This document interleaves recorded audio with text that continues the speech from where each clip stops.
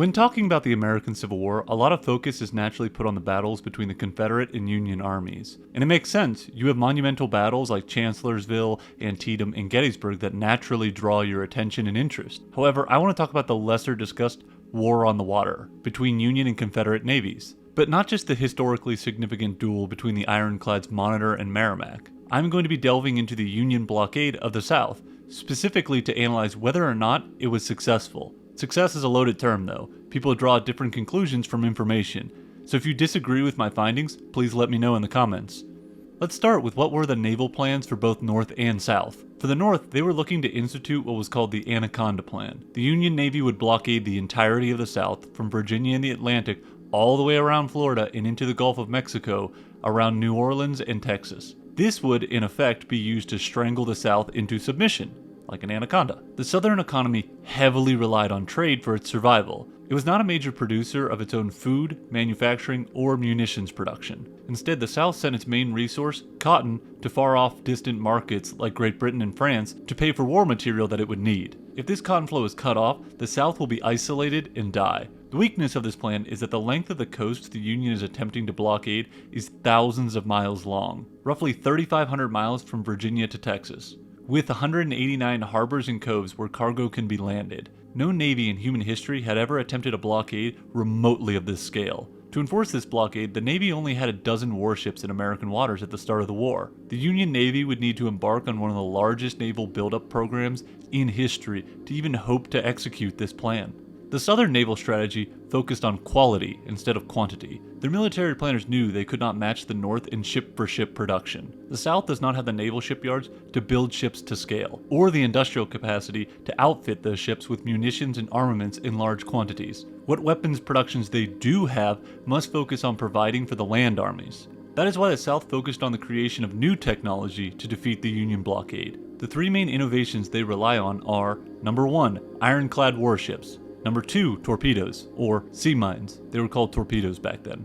And number 3, submarines. The most important of the three is the first. In order for the South to stand a chance, they felt they must create technologically advanced ironclad type ships that could puncture the blockade. The majority of the ships on blockade duty were made of wood, so an iron vessel would have a definitive advantage over them. All the South needs to do is create shallow draft ironclads to keep the Union Navy at bay and preserve their trading economy. As well, the South will heavily fortify key strategic ports, like Charleston, New Orleans, Wilmington, and Mobile. These port cities will serve as anchors for blockade-running vessels. The weakness of this strategy is that it surrenders all the initiative to the Union Navy. Sure, the Confederate Navy does have some famous raiding vessels like the CSS Alabama and the CSS Florida, but those ships did more symbolic damage than actual damage to the northern trading economy. The vast majority of the war on water will be fought in the South, just like the war on land. Okay, before we go into detail about the effectiveness of the Union blockading forces, let's discuss what actually is a blockade. For starters, the technical definition of a blockade is the act of actively preventing a country or region from receiving or sending out food, supplies, weapons, or communications, and sometimes people, by military force. Essentially, you want to cut off an area that is reliant on imports from access to said imports. Like I said, the Confederacy was heavily reliant on trade, so a blockade makes sense. But there are certain legal hurdles of blockading that the Union must get over in order for their blockade to seem legitimate in the eyes of the world. After all, by blockading the entire southern coast, the Union Navy was in effect telling every neutral vessel that they were no longer allowed to visit any southern ports. These neutral ships are key for the South, because they don't really have a large merchant marine of their own. So if the South can get neutrals to not recognize the blockade, they can keep their trading links alive. At the start of the war, Confederate President Jefferson Davis authorized private ships to attack northern merchant vessels to take as prizes. During the American Revolution, this same strategy was used by the colonies to try and hurt the British merchant marine. Lincoln responded to this by declaring that captured privateers would be tried for piracy. However, that contained an internal inconsistency. The definition of privateers as pirates was grounded in the theory that the Confederacy was not a nation, but an association of insurrectionists, or rebels. At the same time, however, the declaration of blockade seemed to recognize the legitimacy of the Confederacy. Traditionally, blockades were an instrument of war between nations. This is quite the conundrum, especially for someone like Lincoln, who had a legal background and wanted this war to be legally legitimate. He wants the nations of the world to respect his declared blockade against the South, in order to cut off the Confederacy from world markets. But He does not want to legitimize the Confederacy as a nation. The first solution brought up by Secretary of the Navy Wells was to announce a closure of ports in rebellious states. To enforce said closure would require warships, which basically amounted to a blockade. The British government warned the US that it would not respect a proclamation closing certain ports to international trade. They pointed out that a declaration closing southern ports would cause foreign powers to recognize the Confederacy controlling these ports de jure.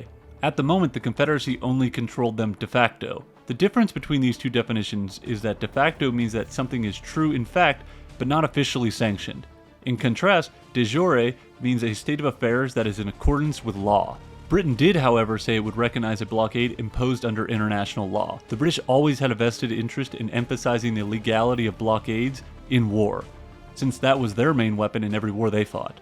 Lincoln, the lawyer by trade, took these points very seriously, deciding in favor of declaring a blockade. I declare blockade.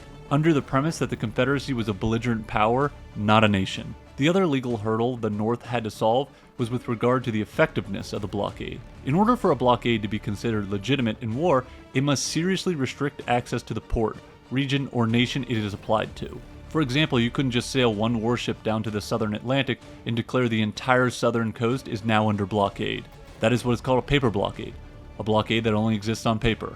Southern leaders argue the North was simply executing a paper blockade. Their evidence was the fact that so many blockade runners had escaped capture. So in their argument, this blockade should not be recognized and neutral nations should again trade with the South. This was a difficult legal conundrum, because a blockade, especially in the early part of the war, wasn't exactly vigorous, but it was far from a mere paper blockade. Many ships were captured and trade was definitely severely interrupted.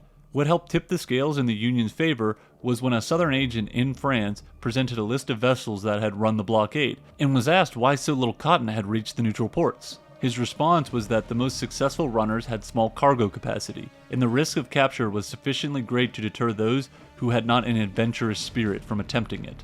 This was a fatal admission. The true measure of a blockade's legality was not how many ships got through, or even how many were captured, but how many never even tried. Lord Russell of Great Britain stated as much when he said, "Assuming that a number of ships is stationed and remains at the entrance of a port, sufficient really to prevent access to it or to create an evident danger of entering or leaving it, the fact that various ships may have successfully escaped through it will not of itself prevent the blockade from being an effective one by international law." The Russell statement drove a stake into the heart of the Confederate effort to convince European governments of the blockade's illegitimacy.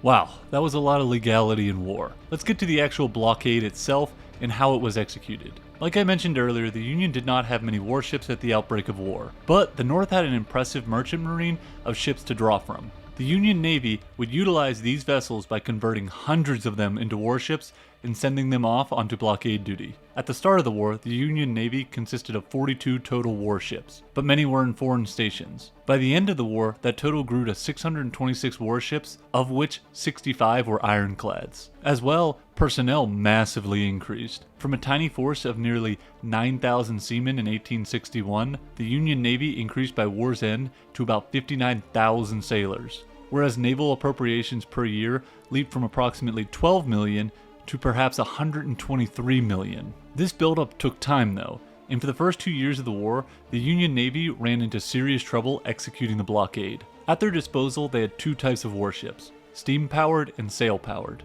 Steam-powered ships were faster and more agile than the traditional sailing vessels, making steamships much better at chasing blockade runners. However, the drawback for steamships was they needed space on the vessel for coal and the engine, which took away space that was traditionally used for food and provisions. As well, steam engines went through wear and tear while out on patrol, so they needed consistent repairs. This meant that steam vessels could not stay out on patrol nearly as long as sailing vessels. Sail vessels have more room for provisions and don't need to repair or refuel an engine. In the beginning of the war, this was a big problem for steamships because in order for the ships to repair and reprovision, they had to return all the way to northern ports, wasting most of their sailing time traveling en route to patrol areas. What the Union Navy needed more than anything were bases closer to their patrolling regions, and they set about doing just that, taking key outlets like Port Royal, Roanoke Island, and Jacksonville. These outlets were pivotal to the Union blockade. For one, they could be used as bases for coaling and provisioning. As well, they were strategically located to restrict the access of blockade runners from reaching the open seas. Most underrated though, by setting up bases along the southern Atlantic coast, the Union Navy eliminated southern intercoastal trade. The South may not have had a large international merchant marine, but they did have a variety of shallow draft vessels meant for traveling from state to state along the southern coast. This to me is one of the most interesting and least talked about aspects of the Union blockade. By cutting off all coastal shipping, the South could no longer use these shallow draft vessels to send men, supplies, or communication by water. Instead, they would rely on overland routes, whether it be the South's underdeveloped railway system or their roads. Water has always been, and still is today, the most efficient way to send goods. Sailing by ship is faster, and you can fit a lot more goods and materials on a ship than you can on a wagon for land travel. Sure, trains can do a lot of what ships can do, but you need track to be laid before you can use it. Ships just need water and wind. And like I said, the South did not really have a robust rail network. The Union Navy was able to accomplish this because the Southern strategy had handed over all the initiative to Union warships. Having a strong navy has always been a huge advantage in war. With it, you can strike the enemy anywhere at any time along their coast. Because of this vulnerability to naval attack, coastal defenses are built up. The problem is that coastal defenses require men, munitions, and provisions so they can continue to exist. All the while, those static defenses are waiting for the enemy to attack them in order to be useful. Tying down large numbers of troops and munitions along the Atlantic coast was a non-starter for the Confederacy. They needed every man and rifle for fighting the Union Army on land. That is why General Lee, yes, the famous one, decided to pull back from the coast, abandoning large numbers of fortifications along the southern Atlantic. The South would focus on fortifying their main ports of Wilmington, Charleston, Mobile, and New Orleans. The first three of those ports did hold out for a while, but the Union Navy was eventually able to take key strategic points around the ports to effectively seal them off from blockade runners. Wilmington was sealed off in January of 1865, Charleston in early 1865, and Mobile was in the fall of 1864. So what did the South do to try and break this blockade? Blockade runners were used to sneak past the Union Navy. The problem was those vessels had to be smaller. Blockade runners need speed first and foremost. And the problem with a smaller vessel is that means less cotton and goods can be transported on it. The main area of focus for the Confederacy on how to break this blockade was by using advanced tech. First was the use of ironclad warships, the most famous of which was the Merrimac, or the CSS Virginia as the Confederates called her. On her first voyage out to break the Union blockade around Hampton Roads, Virginia, the Merrimac did considerable damage, destroying 2 Union warships without any real damage sustained on the Merrimac. This was the key to Southern naval strategy, one ship able to destroy wooden Union ships at will. The Union blockade was almost exclusively wooden ships, and now that style of warship was looking extinct. The Union had countered the Confederate technology plan with one of their own, building the ironclad named the Monitor. These two then engaged in the first duel between ironclad warships on March 9, 1862. The fight was basically a tactical draw. During 4 hours of battle, the Monitor only fired 41 shots, scoring 20 hits, while the Merrimac scored 23 hits on an unrecorded amount of shots. The Merrimac had the advantage in total firepower, having 4 total guns, with 2 on each broadside, while the Monitor only had 2 guns that were both in its turret. However, the Monitor presented a much more difficult target to hit, being 100 feet in length shorter than the Merrimac, with only its pilot house and turret more than a foot above the surface of the water. However, on the strategic front, this was a huge win for the Union. Because of the Monitor's existence and the ability to at least equal the Merrimac, the South's ironclad could not venture out and destroy Union warships with impunity. Instead, it would be stuck in port until sinking on May 11, 1862, after Confederate forces had to abandon Norfolk. The Union blockade was safe. The South did use 2 other technical means at their disposal to hurt the Union warships: torpedoes and submarines. Torpedoes, or mines as they are referred to now, did cause damage on a number of Union warships, and sank more than a few, but it was never enough to seriously threaten the blockade. As for submarine attacks, the most famous example of their use was in Charleston, and resulted in the sinking of a Union warship. However, that attack was more symbolic than anything. The submarine also sank in the mission, and by the time it was used in 1864, the tide of the war was firmly against the South. There's one last aspect of the blockade that I consider most important, and I feel it doesn't get enough coverage because it's not technically usually counted as part of the blockade, and that's the Mississippi River sector. In the Anaconda Plan, capturing this vital waterway was critical to Union success. The Mississippi River ran for hundreds of miles through some of the best cotton land in the world, while the Tennessee and Cumberland rivers that branched off of it flowed through some of the main grain-growing, mule and horse breeding and iron-producing areas of the South. The Mississippi River connected those resources to the rest of the Confederacy. As well, without control of that river, the western states of Arkansas, Louisiana, and Texas would be cut off from the rest of the Confederacy.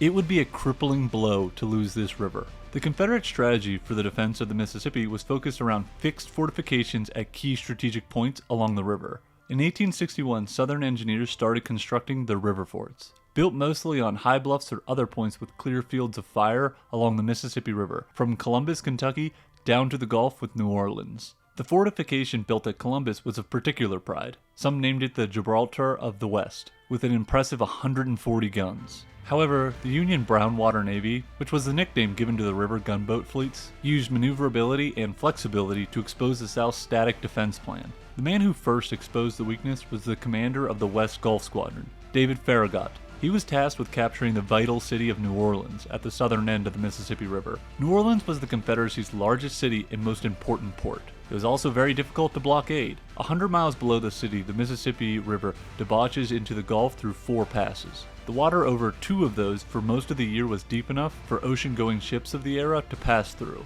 But even focusing on those main 2 was not enough. Blockade runners of small draft could use a variety of other, smaller waterways to sneak through. The only way to truly plug all the leaks was by taking New Orleans itself. But that was a challenge since the Confederate leaders had strengthened Forts Jackson and St. Philip 70 miles downriver from the city to protect the main route to New Orleans. Farragut at first tried to shell these fortifications into submission, but when that failed to get results, he made the bold plan to dash his ships past the defenses, leaving the forts isolated and useless to help the undefended city of New Orleans. The plan worked, and New Orleans surrendered in April of 1862, closing the southern exit of the Mississippi River. The static defensive fortification strategy had the issue of lacking flexibility.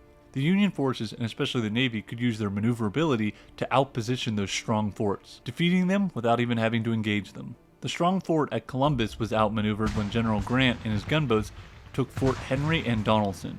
Those 2 forts were on the Tennessee and Cumberland rivers, which the Confederacy did not fortify nearly as strongly as the Mississippi ones. With their capture, the force at Columbus had to abandon it and move south to Island No. 10 on the Mississippi, basically an island fort. However, that fort also fell because it was outflanked. Then it was on to Fort Pillow. That fort was outmaneuvered when Union forces took Corinth, Mississippi after their victory at Shiloh. This left Union forces with 2 main targets in the way of taking full control of the Mississippi: Vicksburg and Port Hudson.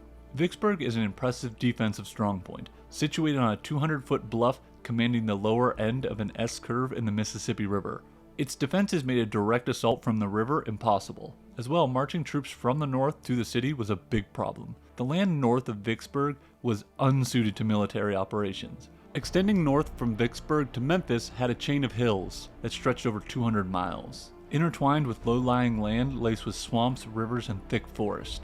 The only dry land suitable for military operations were to the east and south. The issue for Grant was how to get his army there with enough supplies to sustain a campaign against the land side of the Vicksburg defenses, while the Navy shelled them from the river and kept open Grant's communications to the north. The first several attempts by Northern forces to take Vicksburg fizzled out, but in the spring of 1863, Grant came up with a bold and risky strategy. He moved his forces down the western side of the Mississippi, cutting through dense swamplands. Once they were below Vicksburg, he would need the riverboats to ferry his army to the eastern side of the Mississippi, but that meant dashing those boats past Vicksburg's batteries. On the night of April 16th, they made their mad dash down the Mississippi. All of the gunboats and 2 of the 3 transports made it through. The batteries struggled to lower their guns enough to hit the ships.